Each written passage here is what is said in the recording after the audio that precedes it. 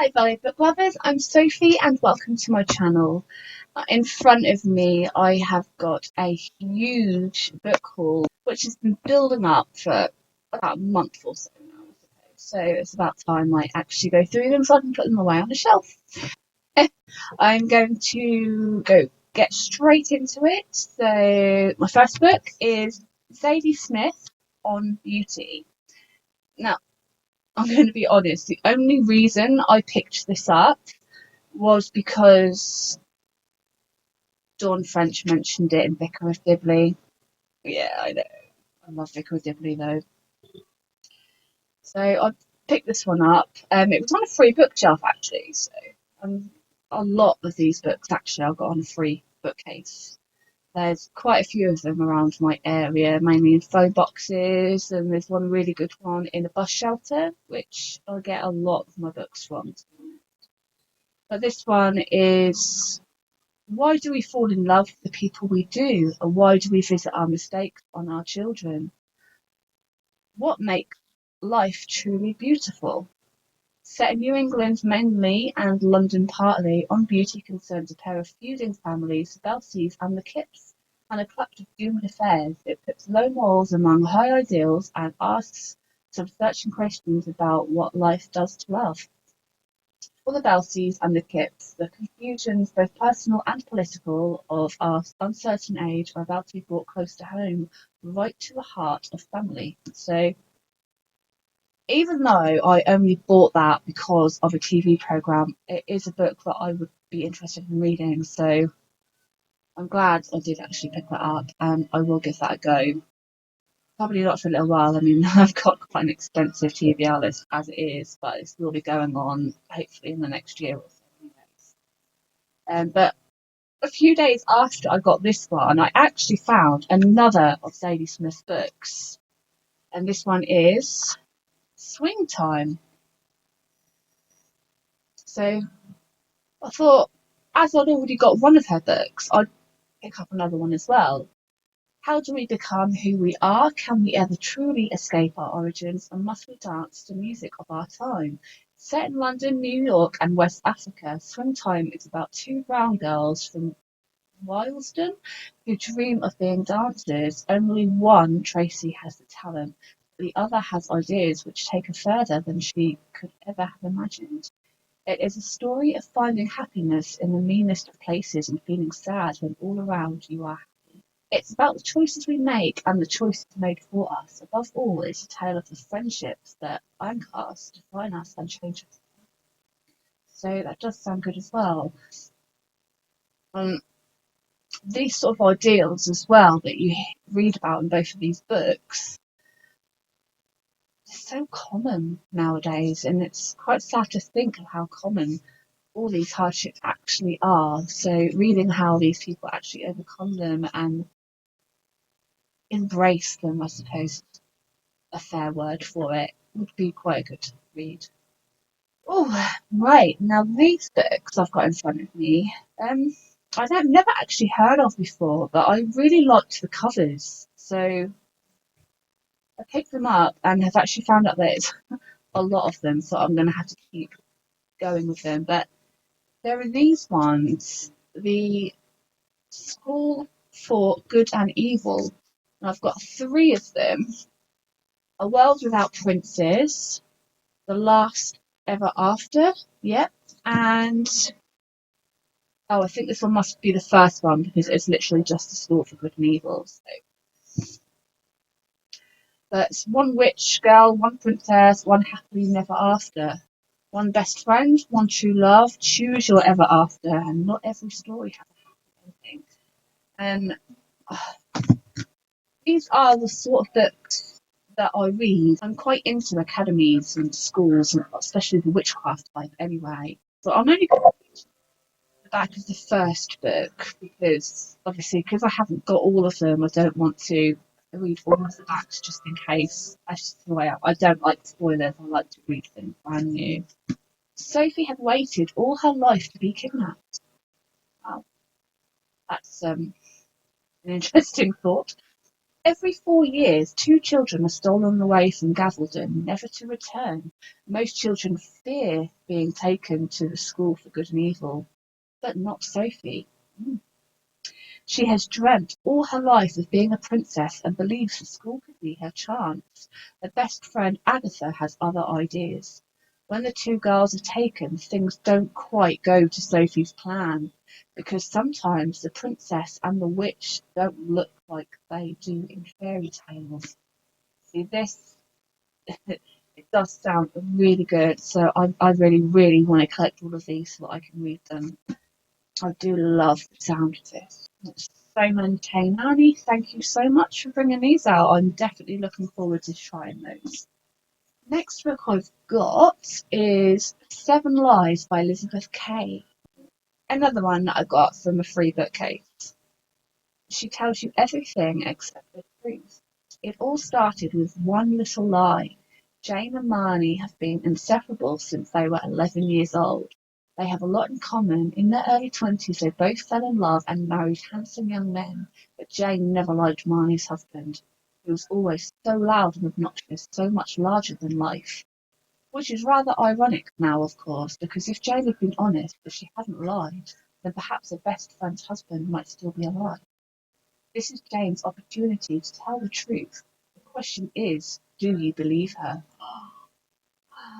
Oh, I'm serious. I have to say, I have got quite an eclectic taste when it comes to reading. There's quite a lot of different styles that I like. I have my favourites, of course, but things like this do interest me. I do find them quite thrilling.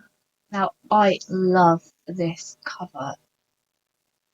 So we've got Untouchable Things by Tara Guha. I don't think I pronounced that right. I'm so sorry if I haven't. I love that. It feels really nice as well. You can feel the lines on there. So this one is, for the third time this week, he is watching her scream. Watching, not listening. Rebecca Lawrence is centre stage and shining in her role as Ophelia. She pivots, rotating like a ballerina impaled in a musical box. Red hair cascading down her back. Amidst the thundering applause, one man is watching. Rebecca meets the charismatic Seth Gardner, and as attraction grows between them, he invites her to join his Friday Folly, a group of artistic friends. But as Rebecca is drawn into the web of tangled relationships, all is not as it appears. The scene is set for the night that will rip the group apart. Consumed by loss and surrounded by secrets, Rebecca must escape the grip of the folly to have any chance of saving herself. Meanwhile, one man continues to watch. That sounds quite creepy. I think I would really enjoy this. And it's quite interesting inside as well. There seems to be quite a lot of like scenes and things like that written in here. So instead of like chapters, you've got scenes. And look at this one, for example. Scene 3, Miss Barrett. It's just, there's quite a lot of these pages like that. So that'll be good, quite interesting to read, I think. Right, next up we have The Mercies by Kieran Millwood Hargrave, and this is another absolutely gorgeous cover. I love all those colours and the dresses that are in there as well. I think that's a wave at the bottom, I think. I'm not 100% sure, but that's what it seems like to me. Looks beautiful. And flowers continue on the back as well. And there's a map. I love a map. Have a little look at this one. The storm comes in like a finger snap. Winter 1617, the sea around the remote Norwegian island of Vardø is thrown into a vicious storm. A young woman, Maren, watches as the men of the island, out fishing, perish in an instant. Vardø is now a place of women. 18 months later, a sinister figure arrives. Absalom Cornet has been summoned to bring the women of the island to heel. With him travels his young wife, Ursa. In her new home and in Maren, Ursa encounters something she's never seen before: independent women. But when Ursa finds happiness, even love, Absalom sees only a place flooded with a terrible evil. one he must root out at all costs. Oh, women independence there. I love that. Obviously, a man that wants to squash all women's desires and freedom. Mm. Tell you what, I hope Ursula finds that happiness and gets away from that nasty man. I'm not going to look. I will read this and find out for myself. Right. So here I've got a Jennifer L. Armentrout book because I do want her books. There's another set that I really, really want to get, and I found this one, and I decided I want these as well. I want all of her books, to be honest. I just hear so many good things, and it makes me want to read them more and more every time I hear about them. So this one is the third actually in the set, which is annoying, but I found it on a free bookcase. I thought, well, I'll grab it, and then I can get the others at a later date. So Alex's 18th birthday and her awakening is approaching, if she even makes it. A long-forgotten fanatical order is out to kill her, and if that isn't freaky enough, Alex is guarding a secret too. If anyone finds out what she did, she's a goner, and so is Aidan. Oh, I wonder who Aidan is. I really want to read these. Alex still has feelings for Aidan, even though he's a pureblood and therefore forbidden. Meanwhile, she's been training a lot with fellow Apollyon Seth, though really that's just Seth's code word for some up-close and personal time. After every session, Alex ends up with another mark of the Apollyon, which brings her one step closer to her awakening ahead of schedule. Awesome. But as Alex's birthday draws near, her entire world is shattered by a startling revelation. Once the gods have revealed themselves and unleashed their wrath, lives will be irrevocably changed and destroyed. Oh, wow. Again, this is the third in the book, so I really need to get the first two so I can read these. But Half-Blood and Pure, I believe, are the first two in this book, so those are next on my list. I've got a birthday coming up, so they're going in my wish list for sure. Right, next up is a classic, well, a classic in my opinion anyway. Delia Owens, Where the Crawdads Sing. So I do love this. I've not say I love this. I've never read the book. I've never watched the TV program or the film or anything like that. But I've just heard so much about it, and reading the back as well makes me want to read it even more, and I find it quite exciting. So for years, rumours of the Marsh Girl have haunted Barkley Cove, a quiet town on the North Carolina coast. So in late 1969, when handsome Chase Andrews is found dead, the locals immediately suspect Kaya Clark, the so-called Marsh Girl.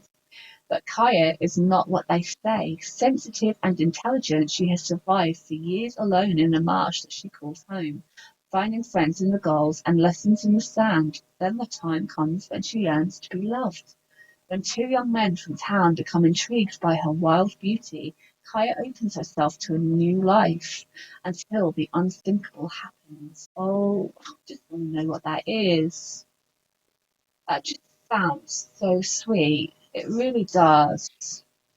Of course, when it comes to a murder mystery, I love those as well, so sounds even better. But I just love the sound of that so much. And I think, again, what another beautiful cover that is. Just so many lovely ones. I just love the boat and the distance and trees and the pink sky. I do love a pink sky. Well, I think finally about halfway through. So I told you it is a huge haul. And I'm still on the ones from the bookcases at the moment. So next up is Oliver Bray, The Sweet of Fasting. And it seems quite with the dress more like a Victorian era, in my opinion. Chivalry with both passion and terror. Oh, exciting. It has been a year since Gemma Doyle first arrived at the foreboding Spence Academy. Oh my gosh, it's another academy. And much has changed.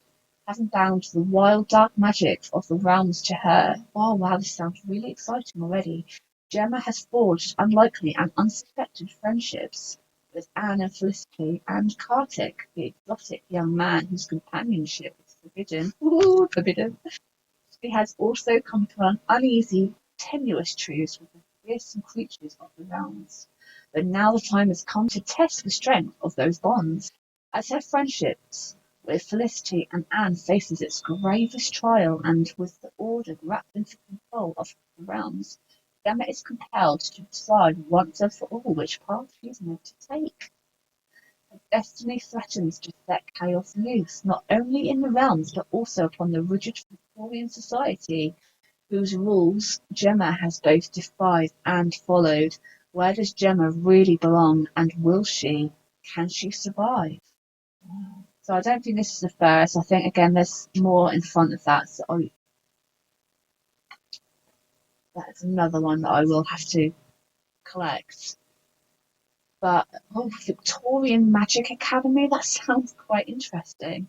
All of my academies, like magical academies that I've read, have been all quite modern. So I think it would be quite a good experience maybe to read more of it Victorian styled. I was quite excited to find that. Now, now this one I bought. Look, I've already got them, all these books, but I just love this copy of it that I found. I say I found it. It wasn't actually me that found it. Michael found it for me and brought it back for me. I mean, look at that. Now, I have got the Northern Lights version of this, and I love that. I mean, this is the actual TV series version of this book, and brand new, never been read on the spine, and I absolutely adore this. And like on the back, it does say that they've got a couple more versions there of the other two books, so that is something else I've got to get. I will read the back just in case some of you don't know what this book is. So Lyra Belacqua and her animal demon live half wild and carefree among the scholars of Jordan College, Oxford. Her destiny will take her to the frozen lands of the Arctic, where witch clans reign and ice bears fight, and the extraordinary journey that awaits her will have immeasurable consequences far beyond her own world. Ah! I tell you what, I've watched the series, well, both of the series that have been out so far. I just love them so much, and I love the books as well, because I have read the books before, so it's so exciting. Next up, we have got Agatha Christie. Now, of course, Agatha Christie, the third Agatha Christie companion, it actually is Young Witness, Murder in Mesopotamia, and Mrs. McGinty's Dead. So I have read two Agatha Christie books so far this year, and I am slowly collecting all of her books because I do love her writing and I love her mysteries. So finding this on another case was amazing. Next up, we have got the Brontes, three great novels: Wuthering Heights, Jane Eyre, and Agnes Grey. Now, I'm actually ashamed to say that I have not read any of these. In fact, I don't think I've read any Bronte books or Jane Austen, actually.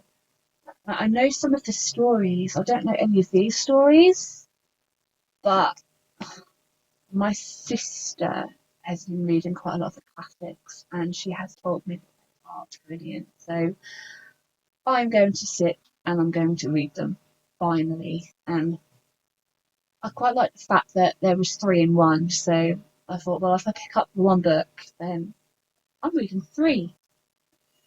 Now this one is the most gorgeous, gorgeous book ever. I mean, oh, look at that.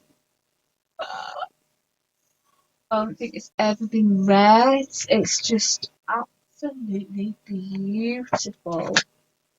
It's even got some illustrations in as well. Look at that.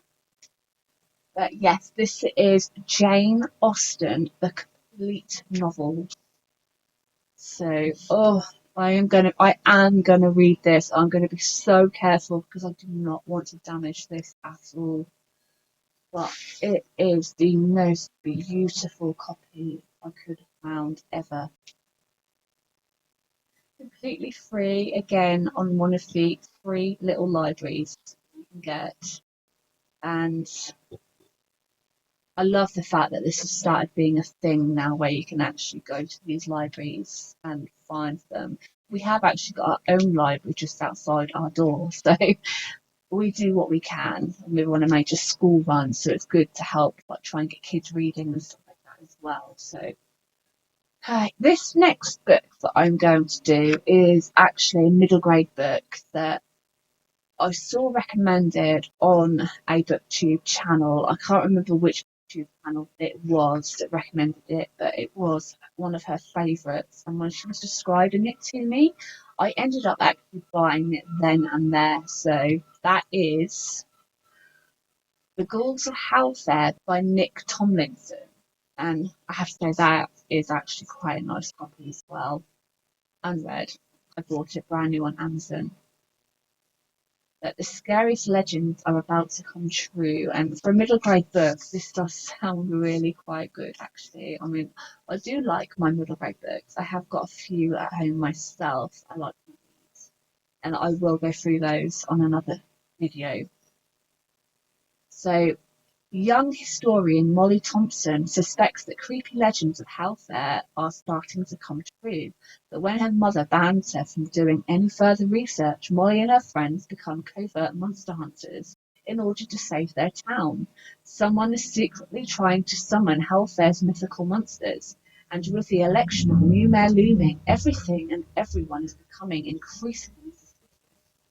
A brilliantly funny and spooky mystery adventure from a fresh new voice in children's books. And I love the sound of that. That just sounds so neat. I mean, it sort of reminds you a little bit about Goosebumps. I mean, the film that they brought out fairly recently, a few years ago, actually, I say fairly recently. That sounds a bit like, all those stories that were coming to life. I like the sound of that so much, and I had to buy it straight away. Next, I already have, which that is A Court of Silver Flames. Now, I found this again on a free bookcase, and I only picked it up because the original copy that I've got is huge. And as you can see with the ones behind me, that just didn't fit in at all. And it just looked so out of place there. I mean, this one, it's bright compared to the others, but at least it's the same size. And again, it's a brand new copy not being read. So I decided to get it, and then I can pop this on my own bookcase so that somebody else can collect it. And it just made sense, really. So I was quite happy to find that. And that will be going straight on my bookcase at the end of the video. This is Sarah J. Maas is Court of Thorns of Moses set, and this is the final book that she's brought out, and it is actually Feyre's sister, Nesta. It's her point of view on what happens to her after all of the originals that have been finished. So Nesta Archeron has always been quick to anger and slow to forgive, and since the war she's struggled to find her place at the strange and deadly Night Court. The person who ignites Nesta's temper more than any other is the winged warrior Cassian. I love Cassian! But that isn't the only thing he ignites, and when Cassian and Nesta are forced to train and battle together, sparks become flame. As war looms again, Nesta and Cassian must fight monsters from within and without if they are to survive. The ultimate risk will be searching for acceptance and healing in each other's arms. The Court of Thorns of Moses continues in this sexy, action-packed novel by #1 New York Times best-selling author Sarah J. Maas. I've read this book and I love it. I love, love, love it. I love the entire set. So this is going to look amazing on my shelves. Right, these last two books I actually treated myself to in Tesco's. So the first one is Verity by Colleen Hoover, and just looks really pretty. And I've heard a little bit about this book as well, so I thought I'd pick it up and give it a go myself. So a thriller that will keep you up all night and a twist that will leave you reeling. Very exciting. Loan Ashley is a struggling writer on the brink of financial ruin when she accepts the job offer of a lifetime. Jeremy Crawford, husband of a best-selling author Verity Crawford, has hired Loan to complete the remaining books in a successful series his injured wife is unable to finish. Loan arrives at the Crawford home ready to sort through years of Verity's notes and outlines, hoping to find enough material to get her started. What Loan doesn't expect to uncover in the chaotic office is an unfinished autobiography Verity never intended for anyone to read. Page after page of bone-chilling admissions, including Verity's recollection of the night her family was forever altered. Loan decides to keep the manuscript hidden from Jeremy, knowing its contents could devastate the already grieving father. But as Lowen's feelings for Jeremy begin to intensify, she recognizes all the ways she could benefit if he were to read his wife's words. After all, no matter how devoted Jeremy is to his injured wife, a truth this horrifying would never a truth this horrifying would make it impossible for him to continue loving her. The TikTok sensation with over 200,000 five-star reviews, and now you know why I had to get this book. It sounds amazing, and it really does sound amazing. I think this is going straight on my TBR shelf, to be quite honest. Right, the final book that I did get from Tesco's as well, and that is The Women of Troy by Pat Barker. Now, I got this book because I do also have her other, The Silence of the Girls. So since I had that one, I decided, well, like two for £8 on books from this, I'd get this one as well. So I'm continuing that set while also getting the book. Really, really. But reading this, I love Greek mythology and anything to do with Greek mythology, actually. So I got this book hoping that it would live up to that. So, Troy has fallen. The Greeks have won their bitter war. They can return home as victors. All they need is a good wind to lift their sails. But the seas have been becalmed by vengeful gods. Ooh. And so the warriors remain in limbo, camped in the shadows of the city they destroyed, kept company by the women they stole it from. The women of Troy, Helen, Cassandra, Amina, Hector, and Briseis. Briseis, carrying her future in her womb, the unborn child of the dead hero Achilles, once again caught up in the disputes of violent men, once again faced with the chance to shape history. Masterful and enduringly resonant, The Women of Troy continues Pat Barker's extraordinary retelling of one of our greatest classical myths, following on from the critically acclaimed The Silence of the Girls. Now, that really does sound interesting. Just put both of those on my TBR list as well. So I'm hoping that I get through this list by the end of the year. Fingers crossed, anyway. I'm currently reading Sarah Jane Maas's second set of books, the Throne of Glass series. So once I've reached the end of them, then I have got quite a large, expensive set to read. Plus, I have also got a few books from my NetGalley account, which are advanced reader copies. So once they've been read, then I can review those as well. But that is the end of my rather large book haul. So I hope you saw some books there that would interest you. And if you have read any of them, I would love to hear your opinions in the comments. I hope you enjoyed my video. Please like and subscribe, and I will see you again soon. Bye.